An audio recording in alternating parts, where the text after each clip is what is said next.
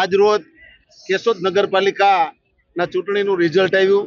36 સીટમાંથી ભારત આઝાદ થયું પછી પહેલી વાર ન ભૂતો ન ભવિષ્ય 33 સીટ ઉપર ભારતીય જનતા પાર્ટીના અમારા ઉમેદવારનું વિજય થયો છે।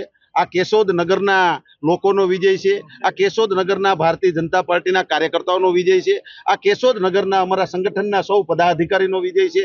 કેશોદ નગરપાલિકામાં અમારા ધારાસભ્યશ્રી અમારી નગરપાલિકાએ કરેલા કામો અને સરકારની વિવિધ કલ્યાણકારી યોજનાઓનો આ વિજય છે। આવતા દિવસોમાં અમારા જે કેશોદ નગરપાલિકામાં અમે લોકોએ જે સંકલ્પ પત્ર બહાર પાડ્યો છે, અમારો જે ચૂંટણી ઢંઢેરો છે, તે ચૂંટણી ઢંઢેરો અમે આવતા 5 વર્ષમાં પૂર્ણ કરશું અને તેમને અમે સંપૂર્ણપણે વળગી અને પૂરી નિષ્ઠા, વફાદારી અને પ્રમાણિકતાથી આ કામ પૂર્ણ કરશું। સમગ્ર જૂનાગઢ જિલ્લામાં 30 જિલ્લા પંચાયત સીટમાંથી 23 જિલ્લા પંચાયત સીટ આવી છે।